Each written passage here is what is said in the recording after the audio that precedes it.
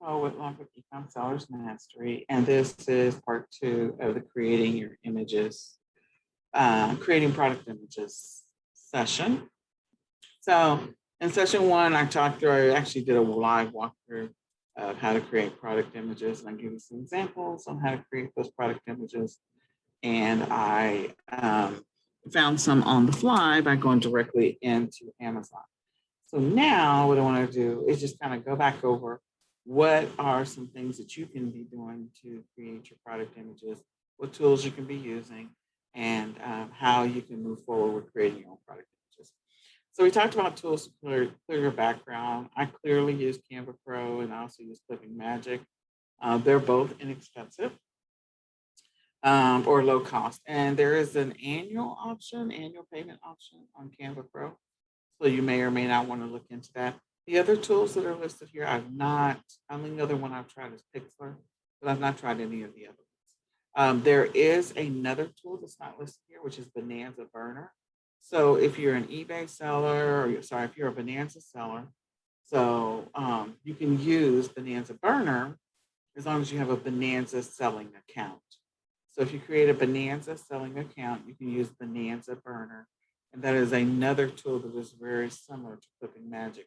And it's absolutely free. So all you have to do is create a Bonanza account and you can use Bonanza Burner. Then the next one is tools to grab your images. So I use Snagit all the time. Again, one of my favorite tools to grab your images. And then there's also Snippet, which is absolutely free, I understand, with most Windows PCs. I don't know what the version is for Mac PCs. Sorry, I can't tell you. And then last but not least, tools to create your cluster photos or any photos whatsoever, your standalone photos and or your cluster photos. You can use Canva Pro, you can use Google Slides or PowerPoint. Google Slides are absolutely free. PowerPoint is not free. And Microsoft Paint or Paintbrush, I believe is the Mac version. So you can use those tools. So here's some of the tips that I recommend. I recommend that you use a camera phone or a camera. Now here's the deal. Most of the camera phones that are newer versions of the camera phones, they actually are really good. They take really good pictures. Just make sure the lens is clean. If you're a person that's always putting your finger over the lens, just make sure the lens is completely clean. Second, make sure the product image takes up the majority of the screen. So you shouldn't have a lot of white space around your images, and you want to make sure that you zoom in so that you can actually take up the majority of the screen, or you can crop your images. Those are two options to actually allow that product image to take up the majority of the screen. When you're taking your photos, you can use, most camera phones have a vivid option, meaning vivid, so it's very colorful. If that option exists for you, then definitely use it. I believe that some of the cameras also have that option where it pops the color, makes the color very vibrant. I can talk. So consider using that. You want to make sure you take your pictures in a well-lit room or with a ring light. So the asterisk indicates that's going to cost you money. So if you've got a well-lit room, sometimes the bathroom is fairly good, well-lit, because the lighting might be slightly different in there. It's just kind of awkward sometimes trying to lay your products out to get photos of them, but that may be a really well-lit room. Another room might be a window that has, a room that has lots of windows plus a light and a lamp. So you want to showcase your items, make sure that they are well lit, and you don't want to have a back shadow when you're taking the picture. So make sure you know the direction in which you're going to be standing when you're taking photos, because you don't want to put a shadow over your items.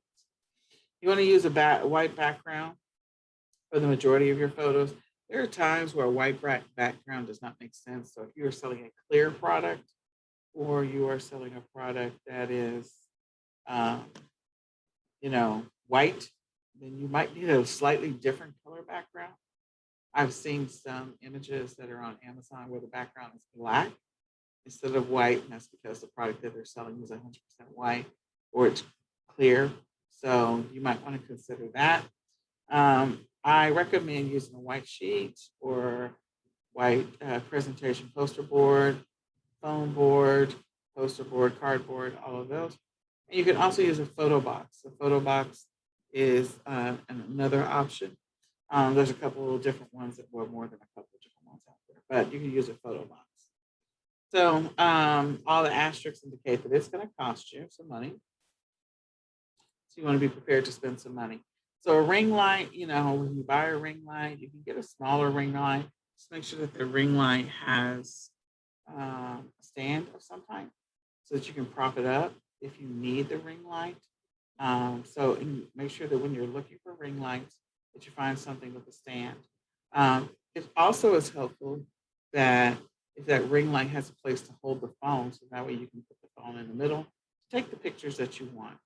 Um, a ring light can also help you instead of having lamps, like some people will have multiple lamps. So if you have a ring, if you get the big one, like we take our clothing pictures with the big ring light, and we take some of our product pictures with the smaller ring light. So we have multiple ring lights. I think we have 3. So that's us. When you're first starting, you don't have to buy that many. Just get a simple ring light. Make sure you take your pictures in a well-lit room. And then as you make more money, you have some money to invest in additional tools to help you along the way. The next one is white sheets. It's fairly straightforward. I've used everything from the white pillowcase, depending on what it is that I need to prop up, to the sheets. And then if it's a big thing, the fitted sheet.